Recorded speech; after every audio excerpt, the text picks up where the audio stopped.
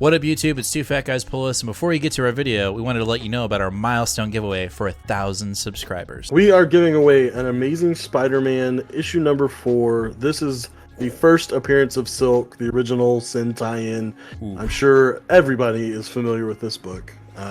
This is a CBCS 9.8. Oh yeah. Yeah, so big boy. This book is much hotter than it was when we first bought it for the show. Yep, that's true. You insist on still giving it away, and I'm very happy to do it. You can tell that he is not. But anyway, we are giving this away when we hit 1,000 subscribers. Kick-ass, key issue, first appearance of Silk, is someone's going to win this book. So go ahead, hit that subscribe button, and let's get to the video, shall we? Hey, Nate. Yes. Out of all the inventions from the past 100 years, the dry erase board has to be the most remarkable. Ooh, that was good, better. That but... one was that was good. Yeah, it's good, I guess. It is. It's remarkable. Sensation. Yeah, that's a dad joke for sure. That's the whole bit. I know. All right, let's start the show. Sensation. What up, YouTube? It's two fat guys pull us, and we've got another new comic book day video, of course, because it's the Tuesday before New Comic Book Day. Of course it is. But that's just how we release our videos. For August 24th, we are halfway through the month. Wow, and we've got another week of just a thick old boy. Too many books. It's just a lot, you know. So let's just get into it. We're gonna kick it off with what we always do, which is an X book, but this is an X book event book, which is X Judgment Day issue number 3. You know, I am a fanatic, if you will. I'm digging the hell out of this event. I've not yet read one that I'm like, nah, that just didn't hit. I am super about it. And I'll say it now, and I think I've said this every time we talk about this book. You know, reading the Eternals run from Karen Gillan, reading, you know, most of the Krakoan Age books gives you a pretty big perspective of this book. So if you had not read those books, then, you know, this event might be a bit of a miss, and that's okay. Yeah. Right? You don't have to read it if you don't want to. With any of these books, to be honest, but don't read this book and then shit all over it when you haven't read any of the source material. This is not that kind of event. No, this is definitely the kind of event that rewards the people that have been following along. And I think that there's a place for that because I don't know. I enjoy the long form you know, plan like this where we've really, I mean, this started at the very least, you could say that you need to go at least back to the beginning of Karen Gillan's Eternals run at the beginning, right? So that was over 15 months ago. Yep. So yeah, 2 years in the making pretty much, but I think it's been a well worth payoff, and it's been a good ride so far. So absolutely. And, you know, we're dealing with the aftermath of issue 2, obviously, where, you know, the Avengers, the, you know, breakaway Eternals, and the X-Men have joined forces to create their own celestial god. And it looks like it's backfiring. Well, it remains to be seen. But we have 24 hours before everyone is judged fairly or unfairly. Fairly by its own standards. I don't know if those are good standards. Right. Yeah. So anyway, looking forward to it. Loving, again, these Mark Brooks covers. Bring them on. I think Mark Brooks and Alex Ross are just some of the best cover artists in the game right now. And I know we're getting a new Fantastic Four book here soon, and he's doing the covers for them, Alex Ross. So that's just, yeah. Anyway, we're sidetracked. Let's move on. Anyway, next up, we have Marauders issue number 5. This is not a Axe tie-in or Judgment Day tie-in. That's okay. And this book also has been on fire since day one. You know, we're going cosmic. We're jumping through time now, cosmically. We're in the age of the apocalypse. So, you know, looking for the original mutants, looking to see what the Shi'ar did to them. some crazy shit. This book is it's impressive, yet I'm still like, where are we going? But in a good way. Yeah, I think this has been pretty interesting, and I think it kind of fits in with one of the overall backdoor themes. I think of the Hickman era has been that we haven't really understood how far back mutant history goes. Mm-hmm. We obviously got a huge chunk of that with Araco and not knowing about any of those mutants, and then now it looks like they're the first mutants that we didn't know about, and so I think it's been a pretty good. Interesting arc to kind of fit in. Mm-hmm. I'm also glad that they're allowing Orlando and team to finish this arc before starting the crossovers or making it part of the event, because that has been a mistake Marvel has made in the past, where we'll just interrupt an arc for a tie-in and then go back to what we were doing. I So totally agree. I mean, dude, sometimes we've started series in the middle of an event and it's just part of it. And you're like, if you read Sword. Sword, yeah, you're like, wait, what are we doing here? So, yeah, I agree with you. Kudos to that. Yep. All right, after that, we jump into our non-X books and we kick it off with Amazing Spider-Man issue number 8. This is the actual, new suit for Spidey made by Norman Osborn.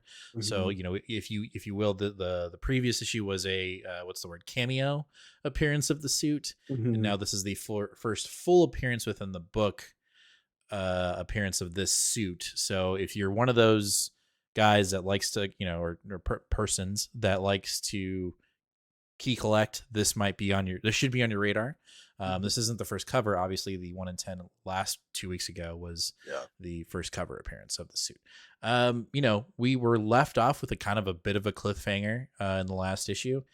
And that's totally going to happen. He's totally going to splat. Obviously, we know that's not going to happen. It would be crazy though, and I'm sure this has happened before. But what if this is Norman Osborn in the suit? Like, what if it's not Spidey? Oh shit! Who knows? Anyway, we were, when we reviewed this book 2 weeks ago, you were, still on, and rightfully so, on the train of JRJR's, artwork just still being quite atrocious. I kind of gave him a little bit of a, which is very odd to say, step back and said, okay, hey, this wasn't the worst. Right. So let's see if we can continue that, or if we're still moving into a rushed, sense of artwork here in this issue. Right.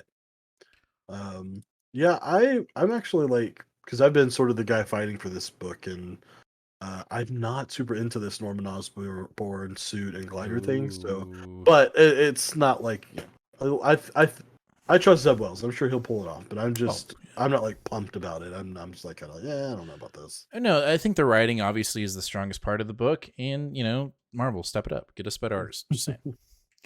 All right, after that we have Avengers Forever from Jason Aaron, issue number 8. I'm going to say it right now. I am officially tired, like more than tired. Like I'm on the cusp of saying I might stop reading this.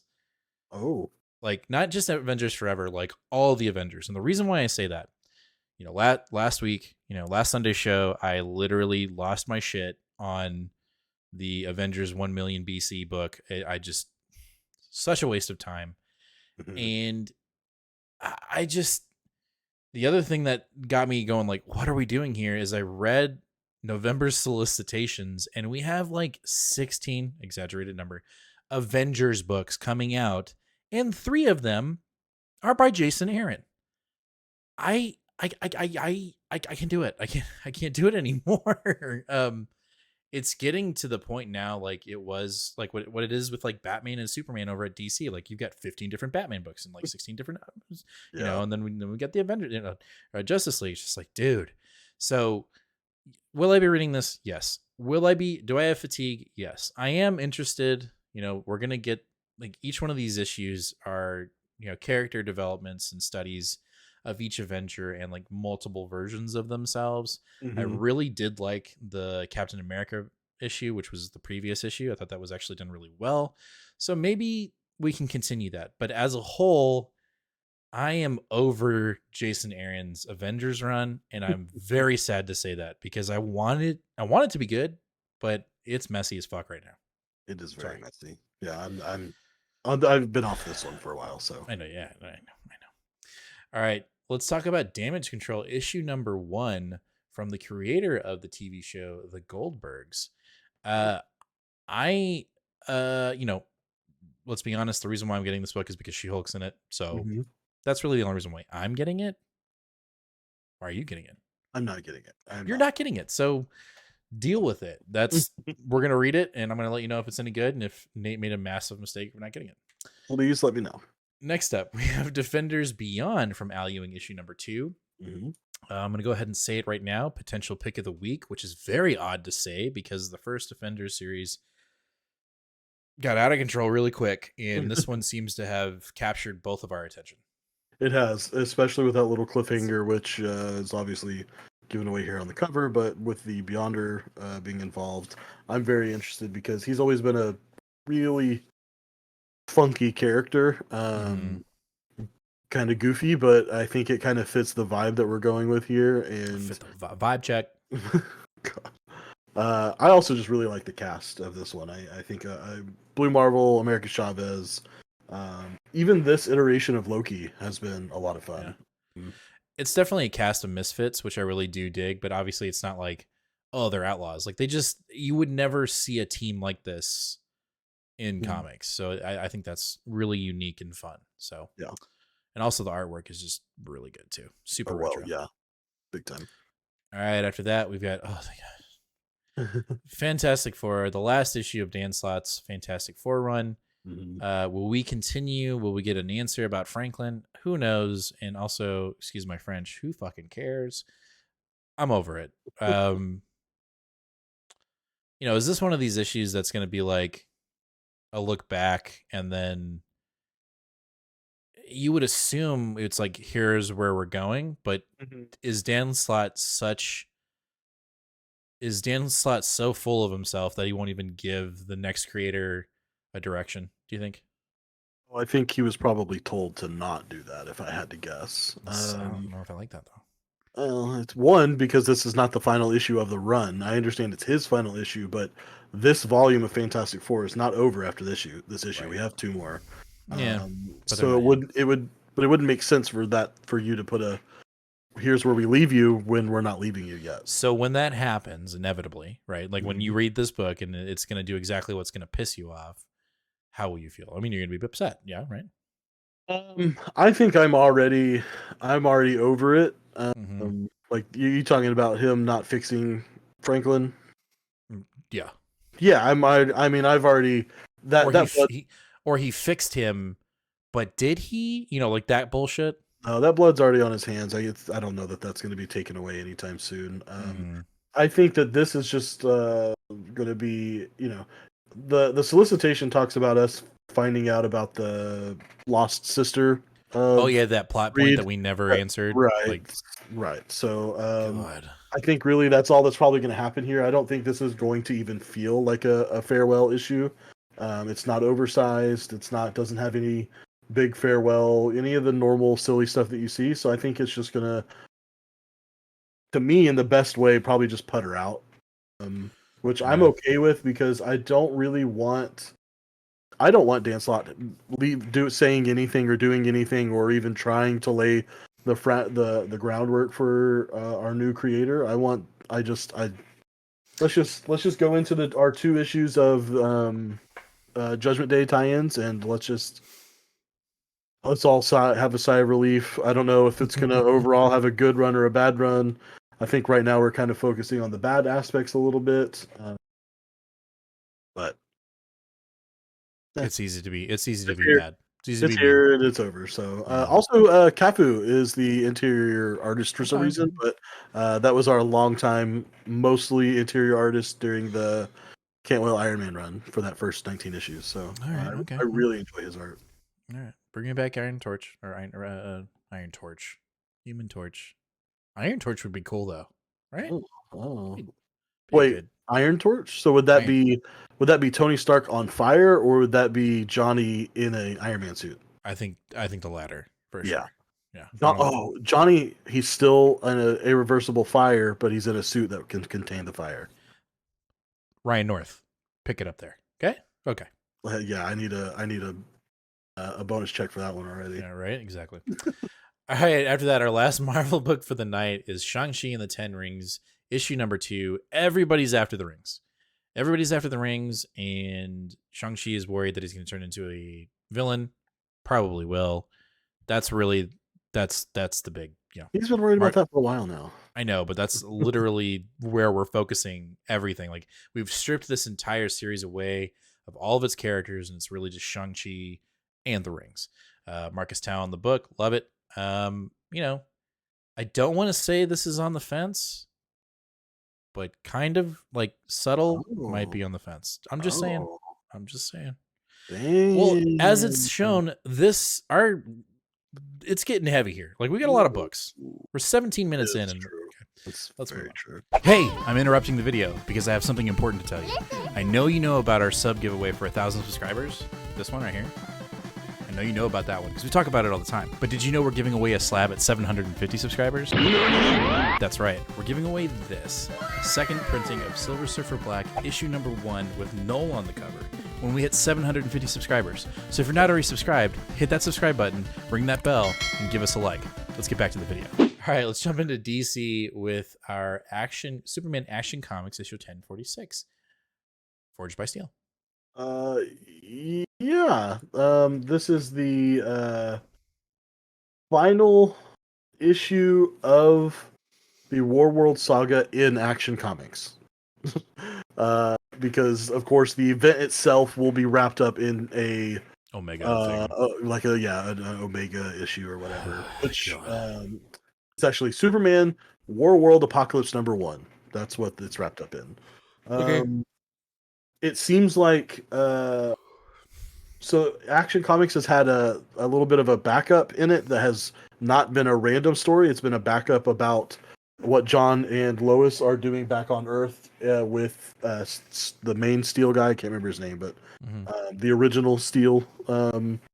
And there looks like that little story is finally folding into the main story. So we're going to see how what the Super family back on Earth has been doing to help Superman over in war. Honestly, I'm glad that I'm glad we're here. I'm just ready to be done with. Could not agree more. And maybe I'll jump on Action Comics after we finish this arc. Who knows? You should 1047 because it's going to be, you 100% will, because it's going to be a tie-in to Son of Kal-El. Yeah, sure. All right, whatever. All right. Next up, we have Detective Comics issue 1063. I'm not liking the issue numbers. I don't know if I'm just getting old, but I can't read that shit. Okay, Boomer? Okay. Ramvi, I don't remember. Did we like the last issue? Or was it kind of like me? I liked it. You liked it? I thought it was good. Yeah, I think it was like it was borderline meh. Like, it was okay. It didn't blow me out of the water, but it was interesting. We'll see how we continue to move. I know it's kind of like an opera-esque. If the artwork was like this, like the cover, I think it would. I do remember not liking the interior of the last issue. I was not a big fan of the interior, or it just didn't move me. So let's pick that. I remember very much enjoying the backup, the Cy Spurrier and Danny drawn backup. So Okay.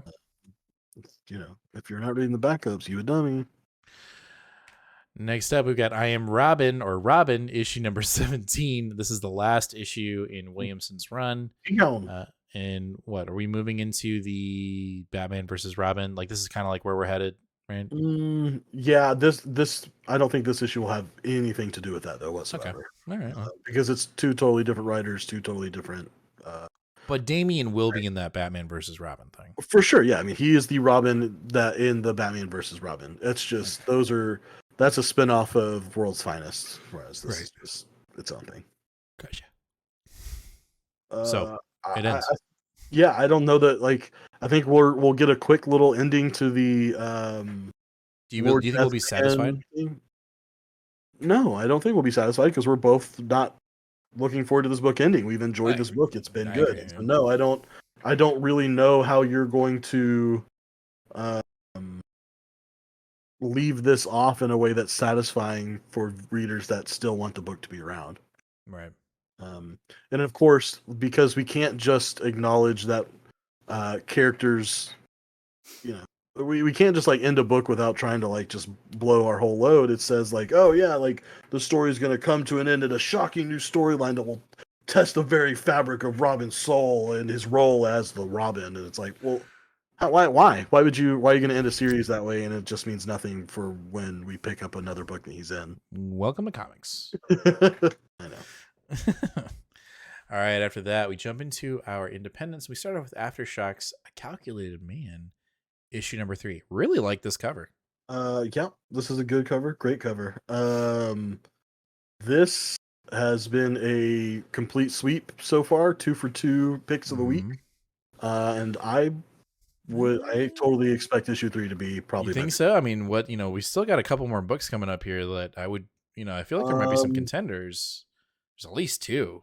I would say there's only 1, but wow. We'll see. It's just been good. The writing in this is the writing in this is what makes it top tier. The art is great. It's very good. I do enjoy it, but the writing in this is extremely clever, extremely smart. It has a way of being very dialogue heavy like most comics are, but also being really good at pushing the story forward without relying on the art to show it to you. You know, like it really works both ways. This is one of the few comics that whenever I finish it, I feel like I watched it like instead of read it. Oh, okay. And so this is very much in the vein of Chicken Devil, if you read that from Aftershock, which has gotten a lot of comparisons to Breaking Bad. I certainly wouldn't say that the storyline has anything to do with what Breaking Bad is about, but just that same atmosphere of intense drama and humor at the exact same time, like Chicken Devil did have. That's packed into here. Faux show. All right, after that, we jump over to Boom Studios with Grimm, issue number 4. Issue 3 had a huge hook at the end. It would appear that our main character may potentially be maybe related to death itself. That's all I really want to say about this. If you're not reading Grimm right now, you're missing out. Stephanie Phillips, I wouldn't say is hit and miss, but the previous book that we read, her indie book, was kind of a miss for us. What was that, Radioactive Family or something like that? Nuclear Family, yeah. Nuclear Family. So Grimm has been a huge bright spot on Stephanie Phillips's record, I guess you could say, or just it's been great. And so pick up Grimm. It's really fun. It's made pick of the week once out of the 4 issues for me, and it was. I'm glad it did. It was really good. And I think issue 3 was really good too. It's just there was another book that was just better. Like if you've been on the Boom train and you've been reading a lot of those, whether it's Something's Killing the Children, House of Slaughter, Wynd, 7 Secrets, if you've been enjoying like that type of quality, you're gonna get the exact same thing here. This I could easily see this book getting the accolades that those books get. This is definitely not going the way of Berserker. Like this is probably going to be one of Boom's top books for a while. And I think part of that too is not just the writing from Phillips, but Flaviano doing the interiors as well have been really top notch. And it looks like, by the way, if you're feeling like you don't want to get into a series, you don't want to get too far behind, but we're already in issue 4. I believe this one is 5 issues, and then they're doing a break, like a lot of independent. Right. Stephanie Phillips is pretty busy over at DC. I believe she has 2 ongoings and a couple of like miniseries or something. So it seems like this one will probably be on break for a little bit. So if you're issue 4 is coming out and it sounds good, but you don't want to like play catch up, I bet you the trade will be out really quickly. Yeah, this book needs to be made a show like yesterday. So that's true. My Netflix, let's go. All right, after that, speaking of Wynd, we got Wynd, The Throne in the Sky, issue number 1, but this is really like issue number 14 from James Tynion, the fourth. I think this is the book that we both can agree that might be your other pick of the week. Yeah, this one, I don't know. there's such a special place in my heart for this book. It's just so good. Yep. The ability to create um, a mythos and a universe, an environment, uh, like Tynion and Michael have done in this book is amazing that they've done it so far in 10 issues. I know that well, and I say 10 issues. They are this does continue the tradition. If you've been reading along so far, they are oversized issues. I believe it's 48 pages, 50 pages. No ads. So this is the big oversized book. Every issue is going to be oversized. But yeah, I mean, we've got a really curated world we're living in. We've got characters that I feel like we've grown with already and seen a lot of change from. There's a lot of cool mythos that I think that they're going to be really diving into in this run. There's a ton. There's a ton, especially in the first volume. I will say I am the slightest bit disappointed that we're renumbering and giving it a like this just should be Wynd 11. I don't think anyone in the world is getting tricked by, oh look, Boom's releasing a new number one. You just look to see what this is and you realize, oh wait, this is a ongoing series already. That's just this is the new thing. And I say poo poo on the publisher for that. I think there's a group of people in Boom Studios or any other comic book office that's going like, oh well, we'll renumber it as a number one, and like everyone's gonna want to buy it. No. Yeah, and no. I was confused. I mean, as someone who follows Wynd very closely, I was confused, and I actually tweeted at Michael on Twitter. It was like, is this a direct following, or like is there supposed to be like time passing, and so that's why it's. He's like, nope, just pretend like this is issue 11 and keep going. Like, there's literally no change. And I think someone asked him like why, and he, being a studious company man, just ignored that tweet like he should. Yeah, if you've been reading Wynd so far, please join us and keep reading this because it's right off where we left it, and it's been a great, amazing. I'm so glad that I picked up that CGC 9.8 signed by Tynion back. You can suck a chode because I did and you didn't, and I had to literally force you to read this book, and now you're like, oh, Wynd. So anyway, let's go to Image Comics, and we're going to kick it off with A Department of Truth, issue number 20. The rabbit hole gets deeper, right? We just keep going down further and further. Who's the good guy? Who's the bad guy? How's it going to end? Also, wait, before I say that, I want to go back to Wynd. Oh.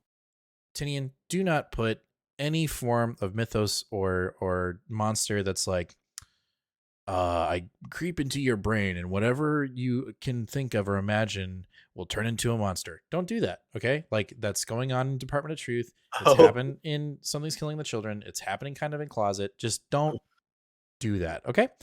Department of Truth. Speaking of things that you can imagine, we love the idea here because it just feels kind of original here, and in Something's Killing the Children. This is also a potential contender for pick of the week for me. This book's just been fantastic, and it feels like we're like going 60 miles an hour now. I know we were on a bit of a break like 3 issues ago, and now we're like just going. See, it feels that way too, but I felt the opposite. I was like, when was the last time we got this book? It's been 2 months. It's been 2 months? We missed a month. We didn't have an issue in July. I can't keep up. I know, but I think it's because like I feel like you do, like the story all of a sudden just like if we were on a roller coaster, we were just doing this, and then last issue we went like it very much you thought you knew where this story was going, and then all of a sudden, I don't know. To me, I was very convinced that the Department of Truth is the good guys, that there was a clear good and bad guys, and that we obviously knew what it was, and of course.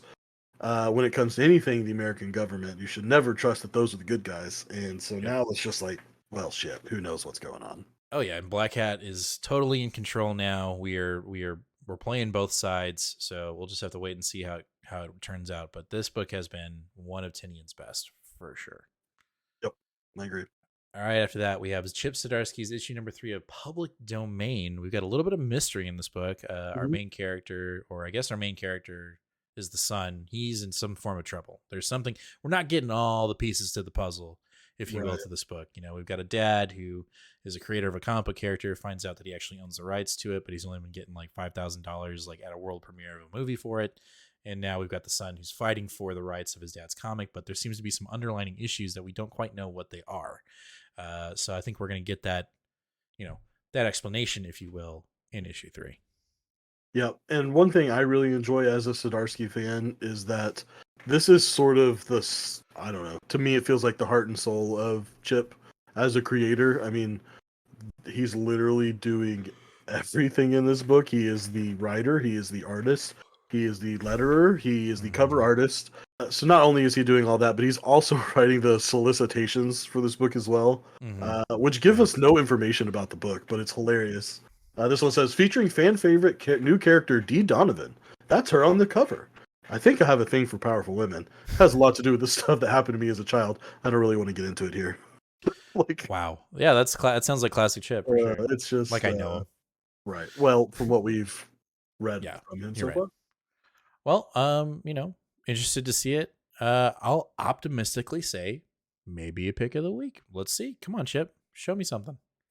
Yes. All right. Our last book of the night is Radiant Black, issue number 17. I say this every time this book comes up. This book has a lot of potential, and then it kind of loses a little bit of steam because we're still character building, even though we know all the characters. That being said, I know we're kind of building into this yellow Radiant character maybe in this book, which is cool. Seems like he's like an retired army vet guy. Interested to see it, but again, I say it every time this book comes up. We get a little taste, of the cosmic stuff, and then we go back into this like mysterious crap. Now, granted, Radiant Black showed up after Marshall got his ass beaten. I think he almost died, and we think, you would assume, Nathan has the suit back on, but we don't quite know. So there is a little mystery here. Or are you reading the solicitations and you're going to spoil it? Don't say anything. Anyway, we're gonna see what happens. Hopefully the hook isn't a lie, but I'm sure Nate knows that it is. So please prove me wrong. Don't prove me wrong. Just read it. It does seem like we're for sure going to be highlighting Yellow Radiant in this one, because the issue after that is a 100% Yellow Radiant issue. So okay, all right. Let's hope he's a banging character. He looks dope on the cover, but the covers can be very deceiving. He looks like all the rest of them, but yellow. That is true. That's going to do it for this week's issue of Two Fat Guys Pull List for the week of August 24th. Let us know down in the comments, what are you picking up this week? What's going to be the first thing you read? And what's your potential pick of the week? Just give us a guess. We want to know for sure. Also, make sure to share this video out. That's very important. And as always, hit that subscribe button, ring that bell, give us a like, and then we will see you, this Sunday, 8 o'clock Central Standard Time, here on YouTube Live, where we will talk about all of August 24th's books that we picked up this week. And, we'll chat with y'all. We will engage in chat. It's always a good time. You guys show up every night, every Sunday, and it's a super blast. We might even do a little bit of a She-Hulk mini review in there. We've kind of ran out of time this week, so yeah, we'll throw that in there too. Maybe we'll do it at the end, maybe we'll do it at the beginning. I don't know. We'll figure it out. But we're definitely going to talk some She-Hulk from Disney Plus. Spoilers, it was really good. But yeah, catch you guys live, and obviously we're trying to hit 750 subscribers, so yeah, please hit that subscribe button.